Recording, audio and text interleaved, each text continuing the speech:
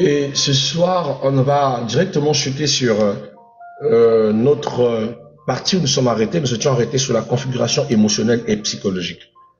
Le dernier point que nous avons exhumé ensemble, c'était le matin, c'était la configuration spirituelle dans le mariage. C'est-à-dire relater la responsabilité et la disposition que Dieu a mise dans l'homme comme dans la femme. Le mariage n'est pas une mince affaire. C'est le désir de beaucoup. Beaucoup apprécient le mariage. Beaucoup veulent être mariés. Beaucoup sont fatigués d'être seuls. Et c'est comme si seul, c'était le problème. Bien aimé, le problème n'est pas être seul. Un adage dit souvent, vaut mieux être seul qu'être mal accompagné. Pourquoi on précise d'être mal accompagné? Parce qu'il est possible que vous ayez à faire une rencontre qui ne sera pas du tout bien. Voilà pourquoi la volonté de Dieu, elle est cruciale en tout et pour tout. Consultez Dieu avant de prendre des décisions qui pourront vous coûter très cher, mes bien-aimés. Notre problème, c'est que nous voulons vraiment que tout se passe bien selon notre temps et notre désir. Mais Dieu a un plan et dans son organigramme ou dans son plan, il a déjà tout dressé. Mais c'est nous qui ne voulons pas respecter ces points. Le jour où je prêchais sur le succès, je vous disais qu'il y a le principe de la course quadripédie. C'est quoi le principe de la course quadripédie? Dans la course quadripédie, il faut prendre la bonne position. Dieu, dans ce que vous voulez faire, vous positionne. Maintenant, après être positionné, Dieu veut que vous respectez les règles. Laquelle règle? Dans la course quadripédie, il y a la position de départ. Vous êtes prêt, vous êtes définitivement prêt que vous devez prendre un départ. La deuxième des choses dont vous devez être prêt, c'est l'élan. Parce que vous ne devez pas rater l'élan. Dans la course quadripédie, il y a cette partie où on vous dit à vos marques, vous prenez les positions de votre marquage. Quand on dit prêt, ça ne veut pas dire que vous devez courir. Vous devez prendre l'élan pour courir. Et ça, c'est la partie où les enfants de Dieu ne veulent rien savoir. Quand on dit prêt, l'enfant de Dieu veut courir. On m'a déjà dit prêt, je cours. Tu as raté le départ. Et tu vas aller te casser le visage. Parce que tu n'as pas pu écouter et faire ce que Dieu t'a demandé de te dire selon l'heure, le temps et le moment. Ça te choque?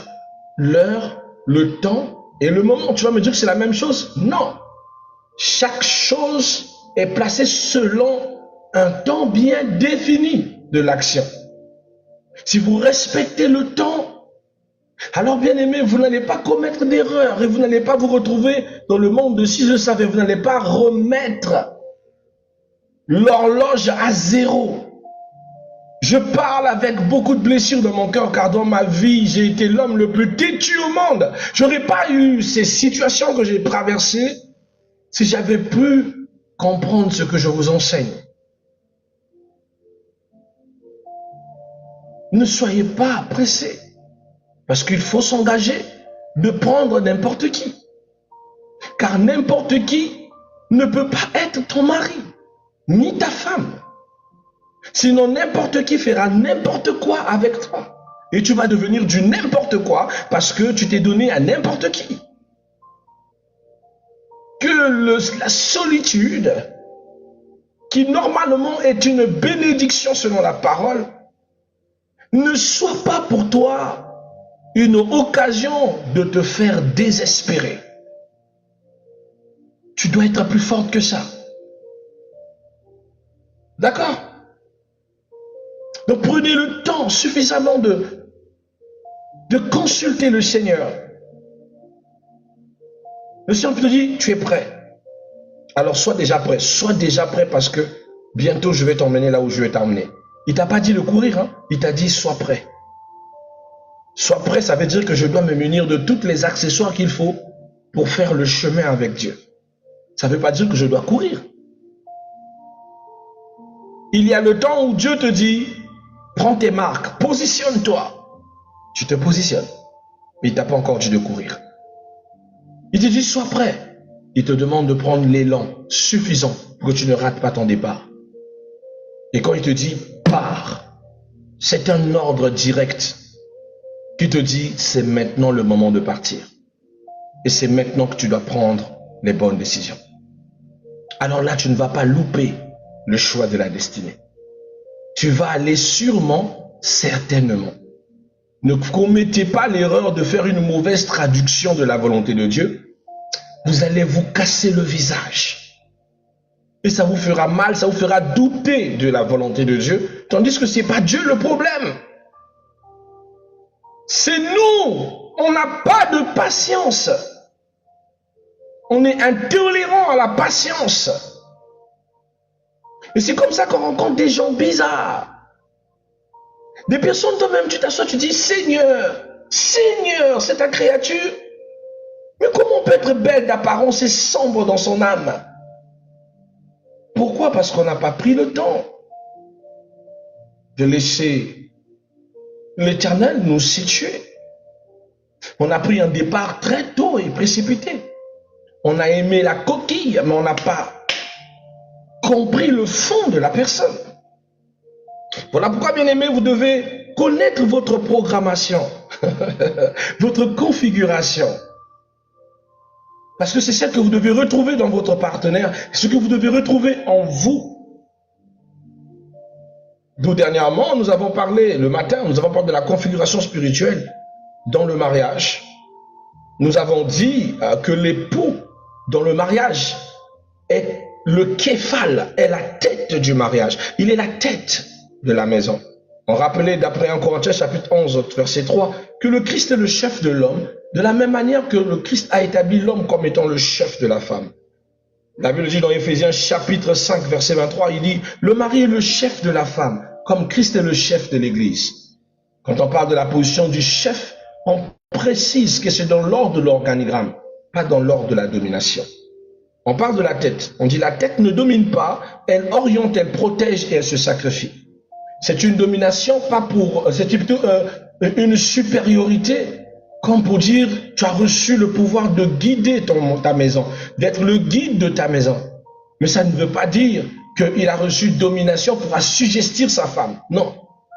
Si le mariage devient un assujettissement, ce n'est plus du mariage. C'est maintenant de l'esclavagisme. Mais quand Dieu établit l'homme comme la tête, c'est lui le décisionnaire. C'est lui qui prend les paroles sensées et sages pour instruire sa maison. Il est le guide qui emmène votre relation pas à pas vers une destination que Dieu a produite. C'est très important. Et j'aime la Bible, il dit une chose dans le livre d'Éphésiens 5, 23 et 25.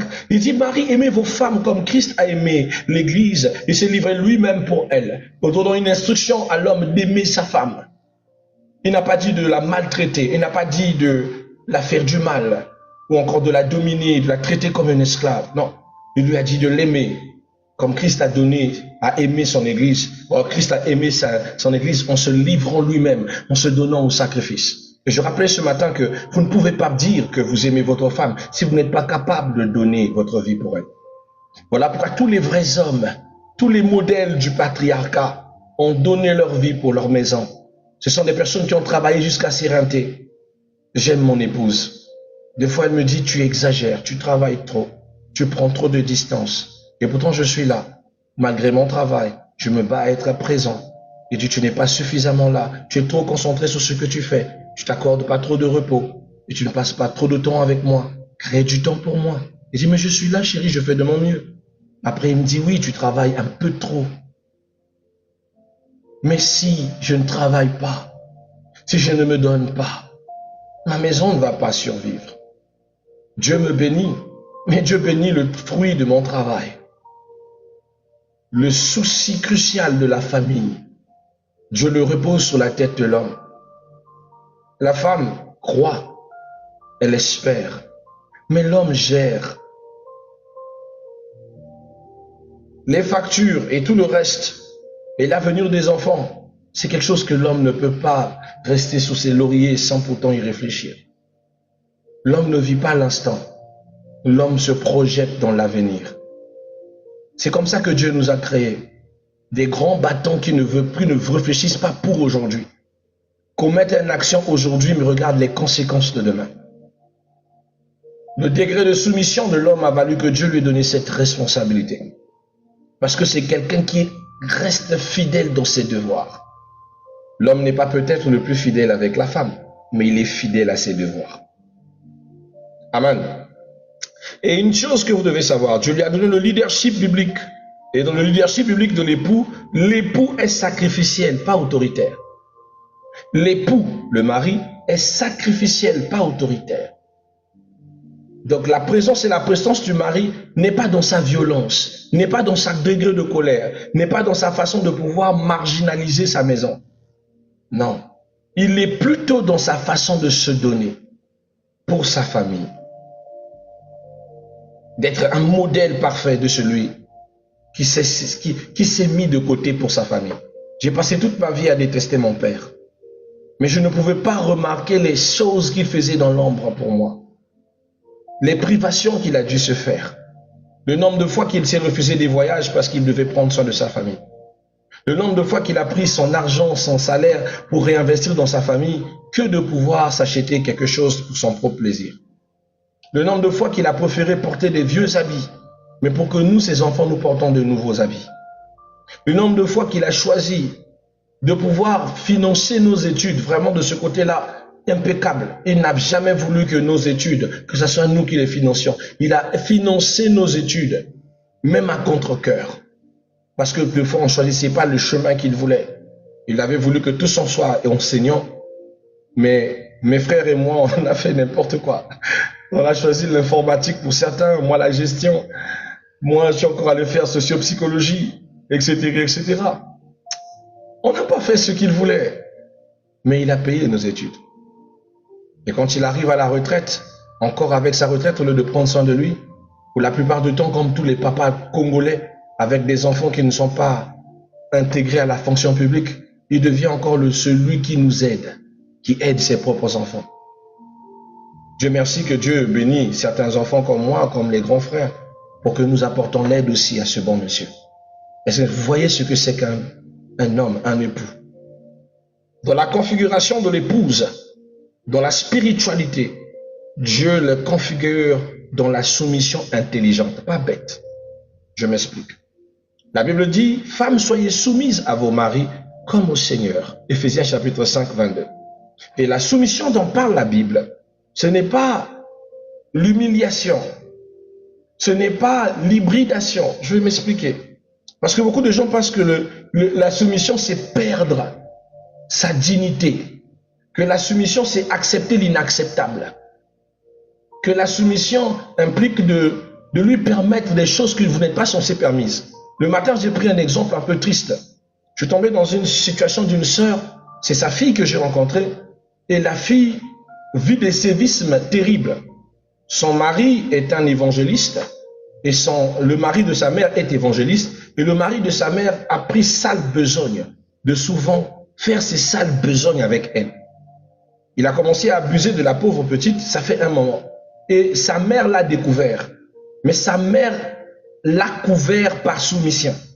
Et le monsieur n'arrête pas. Et la dame sait que le monsieur de temps en temps disparaît pour aller embêter la gamine. Et ne peut même pas revendiquer le monsieur, soi-disant par soumission.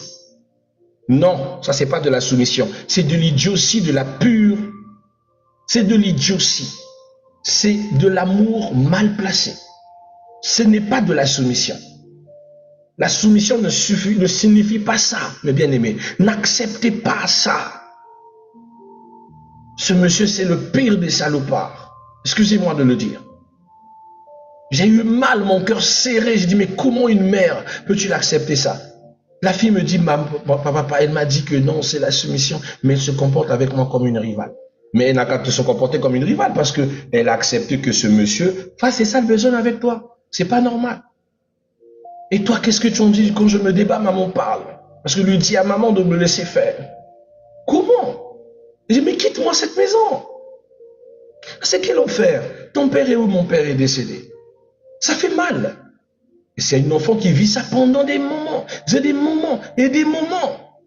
Dites-vous qu'il y a ce genre de monstre qui existe et qui utilise la parole de Dieu mal centrée pour faire vivre des femmes l'enfer. Alors comprenez que la soumission, ce n'est pas l'humiliation.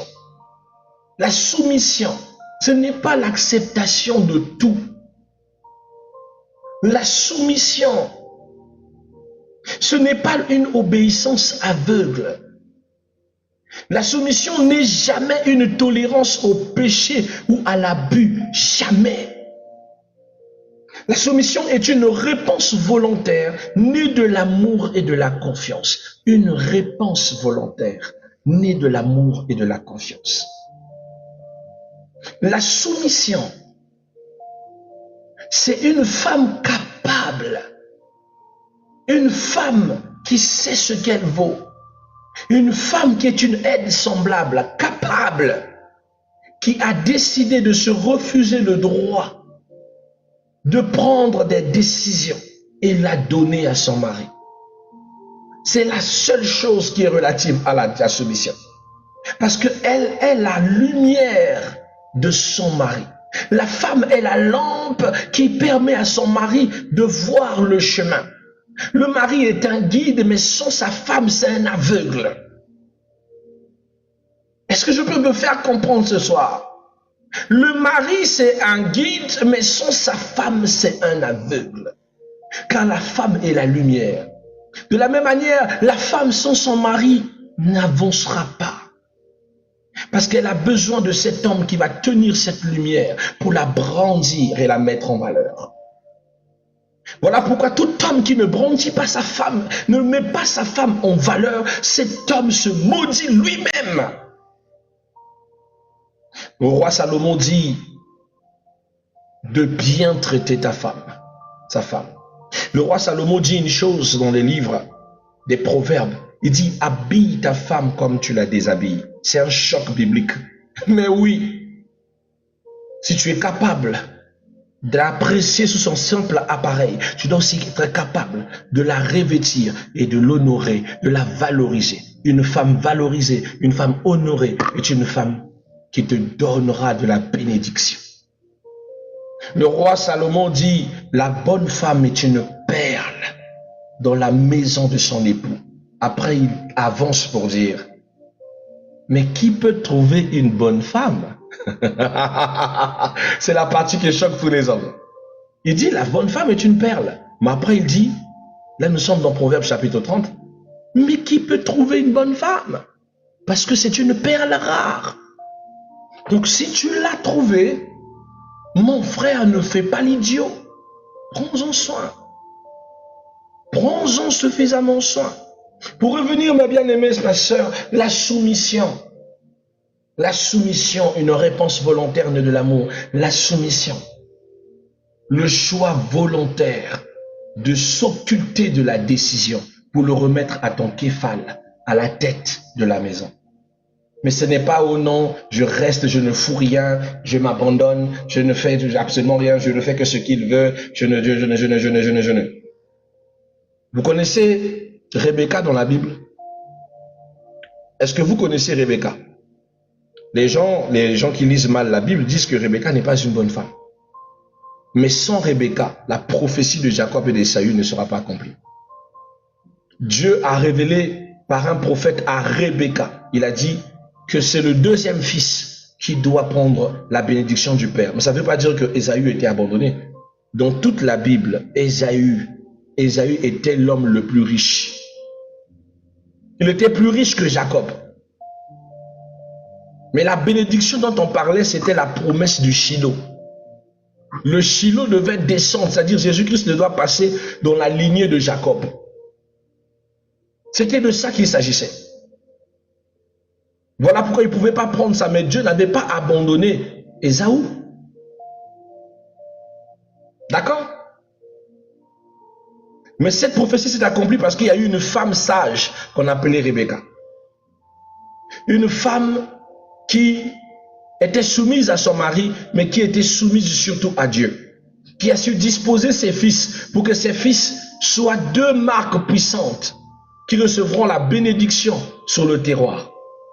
Il savait que l'un était destiné aux choses spirituelles et l'autre était destiné à la richesse, à l'abondance. Ésaü était destiné à prendre le caractère de la richesse de son père, tandis que Jacob était destiné à prolonger la lignée spirituelle et la lignée d'Israël. Vous comprenez? Et tout ça passe par une femme très soumise, qu'on n'appelle pas Rebecca, qui a fait des choses, qui a pris des décisions qui peuvent dépasser votre entendement. Isaac ne savait même pas qu'il était en train de bénir Jacob. C'était des décisions difficiles. Mais c'était une femme inspirée d'esprit. Donc la soumission ne veut pas dire obéissance aveugle, mais obéissance par l'esprit, obéissance par l'esprit. Si vous avez compris ces principes, vous n'allez pas devenir des femmes engagées, des coquilles vides, qui font semblant de faire plaisir à leur mari, et quand le mari lui trompe, il suffoque. Je ne veux plus le servir, je ne veux plus lui préparer la nourriture, je ne veux plus faire ceci. Tu n'as pas compris la soumission. Et c'est parce que tu n'as pas compris la soumission que tu es en train de subir des choses et de tolérer l'intolérable et de permettre l'impermettable. Je peux continuer? La configuration émotionnelle. Comment Dieu a configuré émotionnellement et psychologiquement la femme? On va commencer par l'époux. Dieu, dans sa configuration, il a voulu à ce que l'époux soit orienté vers la mission. Quelle mission? La mission de sa maison. Le bien-être familial, la paix familiale, la tranquillité, l'expansion, le développement de sa famille. Voici la mission de l'époux. La sécurité, la protection de sa famille, la sûreté de l'avenir, c'est la mission de l'époux. Dieu l'a donné cette configuration d'exprimer moins ses émotions. Voilà pourquoi vous verrez dans tous les hommes de la terre, ayant cette incapacité d'exprimer ce qu'il ressent. Même s'il le veut, il ne peut pas te dire tout ce qu'il a dans son cœur. Il a cet instinct responsable qui fait que il se sent que ce poids, tu ne pourras pas le partager. L'homme peut te dire deux choses de son problème, mais il t'a déjà dit des choses qu'il a commencé à régler. L'homme n'attend pas souvent la femme pour prendre des décisions de régler une situation. Il dit, pourquoi tu ne m'as pas confié ça à temps? Pourquoi tu n'as pas laissé qu'on le fasse en couple? Pourquoi tu n'as pas voulu qu'on réfléchisse ensemble pour qu'on trouve des alternatives à comment régler le problème? Lui, il a déjà pris l'alternative sans te consulter. Dieu l'a fait comme ça. Il est configuré émotionnellement à moins exprimer ses émotions, à être autoréactive, à porter toute la responsabilité. Il réagit et il réfléchit en fonction de la circonstance. Quand tu lui parleras de la spiritualité, il va un peu te rire et te dire, écoute, le problème est là, on doit régler ce problème. Tu viens lui dire, mais c'est trop cher. C'est trop cher. Moi, j'ai mon épouse, elle te suggère une chose, elle dit, mais c'est trop cher, on va pas. Pauvre me dit, c'est cher, mais c'est bien pour les enfants, on va le faire. C'est comme ça que Dieu a fait l'homme. Émotionnellement, c'est quelqu'un qui s'exprime moins. Est-ce que vous voulez que votre homme vous dise tout? Mais papa, pourquoi tu es triste? Chérie, dis-moi tout, qu'est-ce qui ne va pas? Qu'est-ce qui n'a pas marché? Et quand il ne vous dit pas tout, vous dites que non, forcément, on l'a domestiqué chez votre rival dans la rue. Voilà pourquoi il est triste. Ou quelle femme lui a refusé là-bas. Ou peut-être qu'on l'a bloqué. Et c'est comme ça que la femme réfléchit. Donc ce n'est pas le cas. Le monsieur marche avec tout le karma de sa famille. Il n'est pas seulement ton mari. Il est le fils de son père et de sa mère. Il est aussi le grand frère de ses petites sœurs. Et il doit remplir à tout ça. Il doit être en même temps l'homme de la maison, mais aussi l'homme de sa famille. Tu comprends? Être un homme, c'est quelque chose. Ça demande du cardio. Je vous assure. Se comparer à un homme responsable, mais c'est de la folie. C'est de la folie. Pourquoi les hommes meurent trop tôt? Mais c'est à cause de tout ça. C'est des gens qui savourent même pas leur salaire, qui ne savent pas s'accorder des bons plaisirs, qui sont toutefois absorbés par le poids de leur quotidien. C'est à cause de ça que certaines personnes commencent à développer un blocus mental, rejettent sa propre famille, se met à devenir, comment on dit, il va devenir nonchalant, il va commencer à se concentrer sur lui, acheter des trucs, négliger sa femme, négliger ses enfants, se donner la possibilité de sortir parce qu'il se dit quoi? Je vais passer toute ma vie qu'à prendre soin des autres et pas de moi. Ils refusent d'accepter cette réalité et deviennent des parents barbares. Mais un homme bien instruit qui a accepté son humanité et son hominité, il ne peut pas se comporter comme ça. Ma raison de vivre, c'est Dieu.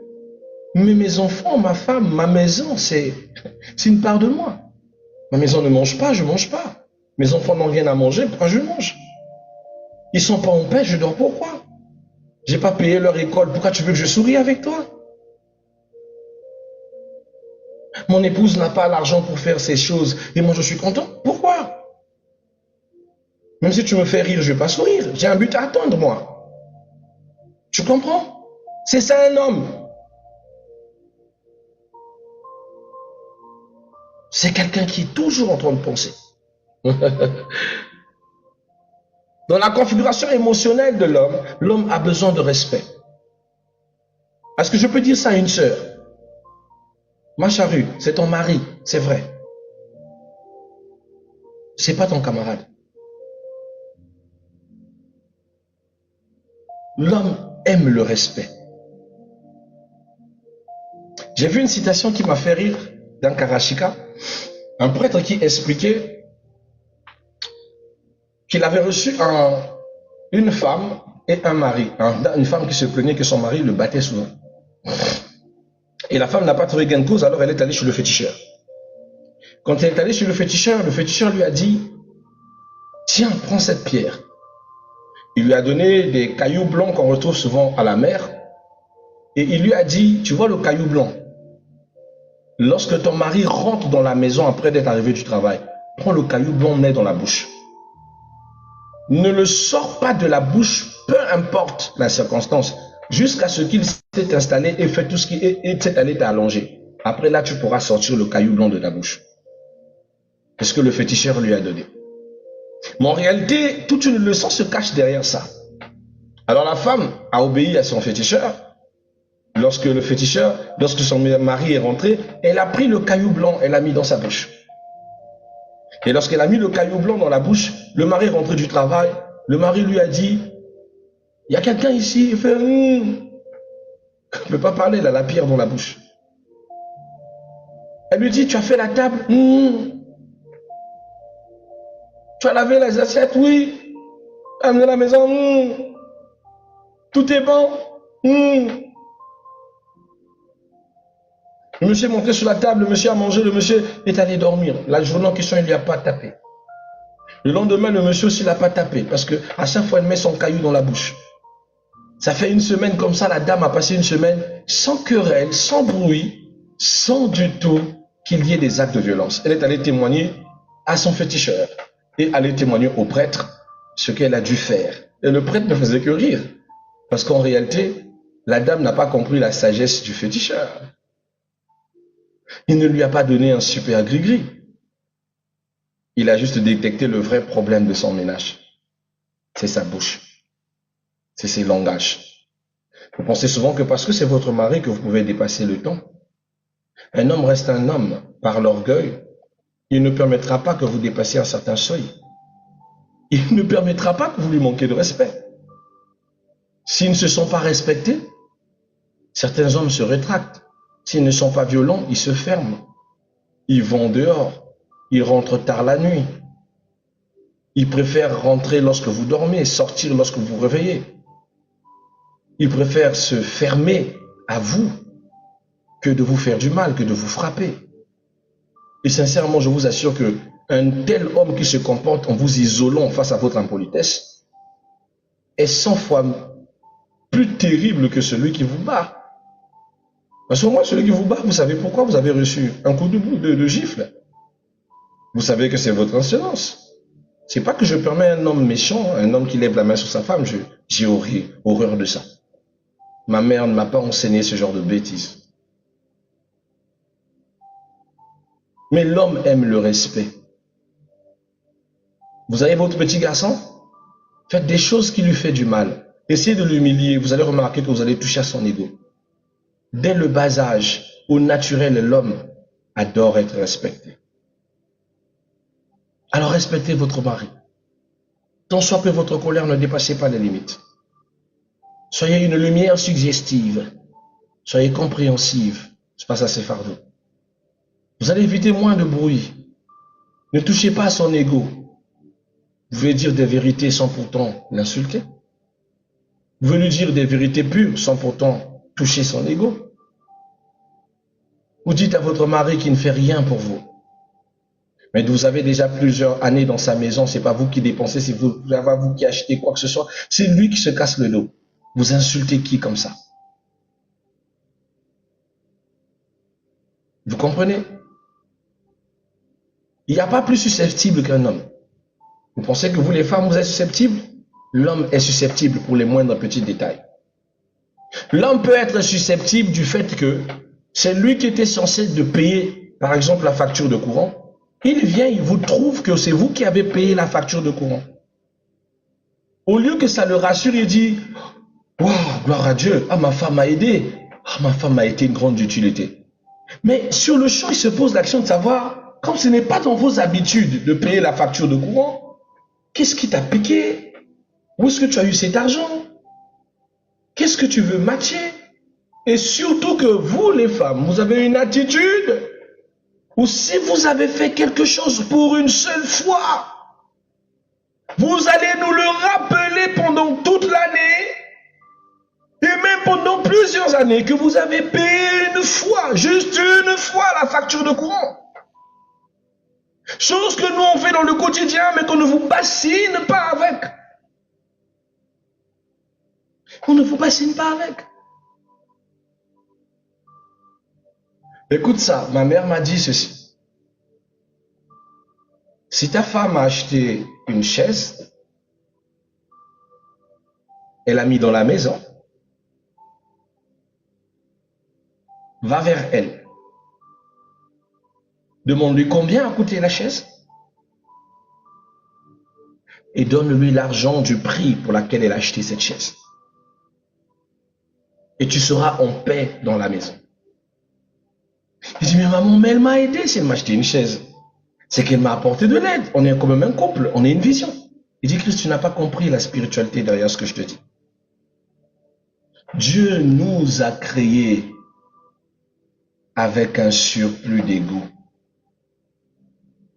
Ce que l'on fait pour notre mariage, on le pense que vous nous êtes redevables. Voilà pourquoi tu entendras toujours dans la bouche de la femme, après tout ce que j'ai fait pour toi, tout ce que j'ai fait pour toi, tout ce que j'ai fait pour toi. Et sous-estimer tous les sacrifices que l'homme a fait. Il m'a dit, fais-le. Il dit, maman, est-ce que ça signifie que je ne peux pas, on ne peut pas travailler en équipe avec ma femme? Il dit, non, ça signifie juste que tu dois comprendre que si tu laisses du las, tu vas susciter l'ego de ta femme. Et à chaque fois, elle pensera que tu lui dois des choses.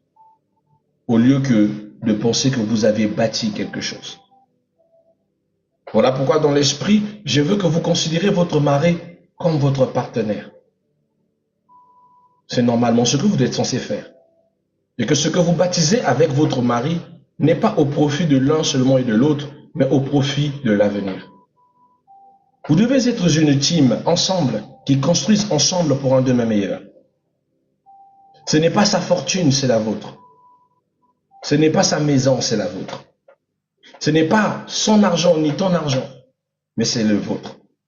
Mais malheureusement, nous avons encore des sœurs qui vivent à l'ère de la préhistoire, qui disent l'argent de mon mari, c'est mon argent. Et mon argent, c'est mon argent. N'est-ce pas? À ce genre de sœur, si tu as une femme pareille, mon frère, si elle achète quelque chose, rembourse. C'est la seule façon que vous serez en paix. Tant que tu n'es pas le képhal et que tu lui laisses le droit de devenir un sort de képhal, tu vas souffrir. Mais si tu as la chance de tomber sur une épouse comme la mienne, où nous sommes une team, elle peut avoir complété quelque chose, tu ne sauras pas. Elle peut avoir participé quelque part, tu ne sauras pas. Elle ne viendra pas te dire que, tu sais, j'ai payé ça. Elle ne viendra pas te rappeler que, chérie, j'ai acheté la boîte d'allumettes. Elle ne viendra pas te rappeler que, chérie, j'ai participé à ceci. Bien au contraire, quand elle a ses sous, elle vient te dire, chérie, notre argent est là. Elle ne dit pas mon argent. Quand elle va toucher à ses ristournes, mon épouse vient, elle me dit, chérie, notre argent est là.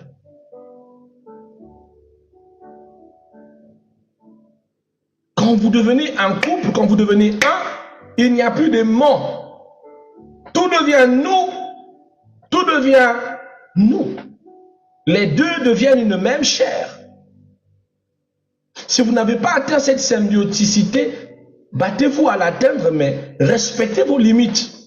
Tout en sachant que vous avez encore le mon et mon, c'est-à-dire le chacun. Ça arrive, c'est étape par étape, c'est step by step. D'accord? Mais ce sont les réalités qu'on rencontre. Donc mari, femme, s'il vous plaît, respectez votre mari. Donnez-lui le respect, l'homme aime ça. Éphésiens chapitre 5, 33 donne cet ordre. Il dit que la femme respecte son mari. C'est un ordre divin. Madame, respectez votre mari. Dans la configuration de l'épouse, on va parler de ça, on va se séparer. Désolé d'avoir débordé, mes bien-aimés. Je vous en prie, pardonnez-moi. L'épouse orientée vers la relation. La psychologie ou les émotions de l'épouse sont orientées vers la relation. L'épouse est sensible à l'atmosphère de la maison ou de la relation. Elle est le jaujomètre de la température parce que Dieu lui a donné cette grâce. Émotionnellement, elle sent quand ça ne va pas. Émotionnellement, elle sent quand il y a un intrus. Émotionnellement, elle sent quand il y a un problème.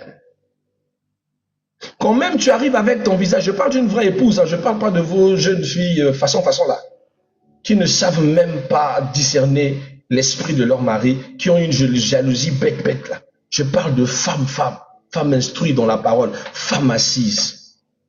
Tu peux arriver, tu feins le sourire. Elle te regarde, elle te dit, chérie, il y a un problème. Qu'est-ce qui ne va pas? Elle est capable de sentir que ton âme est triste. Elle est capable d'anticiper les souffrances de ton âme. Voilà ce qu'on appelle femme vertueuse. Elle connaît la température. Puisque le foyer, c'est elle. Quand tu rentres dans la maison, dès ton entrée, il sait que quelque chose ne s'est pas bien passé. Son travail, ce n'est pas seulement de s'imaginer le nombre de copains et de copines ou des copines que son mari a. Son travail, c'est de savoir si aussi son mari ne va pas bien. De continuer à chérir ce monsieur. De ne pas oublier que c'est son premier bébé avant les enfants qu'ils ont fait ensemble. Souvent, vous oubliez que votre mari, c'est votre premier bébé. Je parle aux femmes qui ont déjà mis au monde. Vous allez vous retrouver. Vous avez commencé le foyer, vous avez mis au monde une fois, deux fois. Votre maison tourne autour de la routine des enfants. Le mari n'a plus sa place, il fait le responsable, il accuse réception de ça. Il n'a même pas le temps d'avoir un petit caresse, une petite gentillesse envers vous. Parce que vous êtes focalisé sur les enfants. Vous êtes épuisé de pouvoir entretenir les enfants. Et même deux fois lui. À deux fois même vous l'oubliez lui. À deux fois il peut se tourner, chérie, ma chemise rouge est prête. Oh non, j'ai oublié de le laver. Mais pendant ce temps, il regarde sur le séchoir. Tous les habits des enfants sont lavés, mais pas ta chemise. Ça fait mal. Ça fait très mal de ne plus être la priorité de ta femme. Mais c'est ça la réalité souvent quand vous mettez au monde. Quand je dis aux certains couples, profitez d'abord suffisamment de votre mariage. Prenez le temps de vraiment savourer votre mariage seul avant que les enfants n'arrivent. Non, tu parles. Les chrétiens, dès qu'ils se marient, ils doivent pondre. Après, ils ne comprennent pas que les grossesses séparent leurs relations. C'est pas sorcier, hein. Un enfant Il capte tout l'amour de ses parents. Il prend tout votre centre d'intérêt. Il devient le centre de votre vie. Et quand vous ne savez pas faire la part des choses, vous allez moins en moins vous aimer pour l'aimer. Et c'est les moments où l'infidélité rentre dans la maison. C'est dans les moments-là que l'on se lasse. La femme est fatiguée. Elle est transformée par la grossesse. Elle est transformée par l'enfantement. Elle doit passer combien de mois sans que vous ayez un contact physique? Déjà, elle a moins du temps pour te donner de l'amour. Elle est fatiguée avec les enfants. C'est fini. Des fois, tu l'embêtes un tout petit peu. Elle se donne juste parce que tu es sa femme. Mais sinon, la symbiose que vous ressentez quand vous étiez encore seul, vous avoue, dans vos ébats sexuels, vous ne le ressentez plus. La sexualité est devenue mécanique. Triste réalité, hein? Mais dites-vous que ça se travaille. Dites-vous que ça se cultive. Dites-vous que c'est possible de se lever sur ça et de mieux orienter votre foyer, de mieux la bâtir, de mieux faire des choses de manière à ce que vous ne sombrez pas dans la monotonie, vous ne sombrez pas dans la routine, en vous souvenant que c'est vous qui êtes la base de votre relation et pas les enfants. Les enfants sont les fruits de votre relation, mais pas la base de votre relation. Vous n'êtes pas un couple parce que vous avez des enfants, vous êtes un couple parce que vous êtes aimés. Et que vous devez vous donner cet amour. Et quand la femme cesse de jauger la température émotionnelle de sa maison, de pur et à mesure, elle n'arrive pas à observer l'homme qui s'éloigne. Parce que l'homme va comprendre, parce que l'homme comprend toujours. Non, ce sont les enfants qui l'absorbent. Elle n'a pas le temps pour moi. Elle doit se concentrer sur les enfants. Elle doit, et il s'y fragilise. C'est comme ça qu'il se rétracte, il se retrouve dehors, il devient facile. Une proie pour dehors. L'homme n'est pas fort, l'homme est faible. Il est fragile. C'est un enfant. Mais un enfant qui décide. Alors ne laissez pas votre mari s'éloigner. Soyez prêt à jauger toujours la température. Comprenez ses émotions. Comme il fait aussi son effort de toujours vous comprendre. D'accord? La femme, dans sa psychologie émotionnelle et psychologique, elle a besoin de sécurité affective et d'amour. Cher frère, ta femme a besoin de sécurité, d'affection et d'amour. Cette sécurité, ce n'est pas seulement financière. Elle est aussi présentielle. Elle est aussi liée à tes attentions que tu fais. Ta femme a besoin d'affection. Elle a besoin de te sentir le centre de l'intérêt. De savoir que tu n'as pas oublié comment est-ce que tu as dû souffrir pour la draguer. Comment tu te comportais quand elle était encore la fille de son père. La femme, c'est une fleur. Arrose-la. Mon père disait, tous les jours, aborde ta femme comme le premier jour. Je pensais que c'était mince affaire, hein? C'est en étant marié que j'ai compris que c'est pas facile. Des fois, on est submergé par nos problèmes et on oublie qu'on a une fleur à arroser. C'est ta plus belle fleur. Alors ne la néglige pas. Un homme qui néglige sa propre femme pour prendre soin d'une tisa est un homme qui doit être castré pour moi. Il est pas digne. Comment peux-tu ignorer ta propre femme pour prendre soin d'une autre? Tu es indigne. Comment ta femme peut être dans la précarité pendant qu'une autre femme dehors est une étoile que tu éloges? Tu es insensé. Très insensé. Prends soin de ta femme. Tout doit être prioritaire. Normalement, quand on voit une tisa, elle ne peut pas être égale à ta femme. Si elle est égale ou dépasse ta femme, tu es très insensé. Tu as échoué dans toute ta vie. Tu es la honte même. Et souvent, je suis étonné de voir une tisa qui est contente de vivre dans un dans des conditions plus faramineuses que l'épouse et se dire que cet homme, s'il lui épouse, il lui laissera dans de bonnes conditions. Retiens ceci. L'homme, c'est une cassette vierge qui se reproduit au recto comme au verso.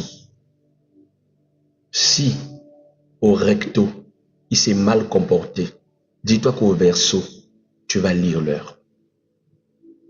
Le jour où tu seras, ce jour où il brise son mariage pour toi, tu vas perdre tous tes privilèges petit à petit, petit à petit. Toi aussi, tu vas devenir un sakombi. Tu vas comprendre que salaud un jour, salaud toujours.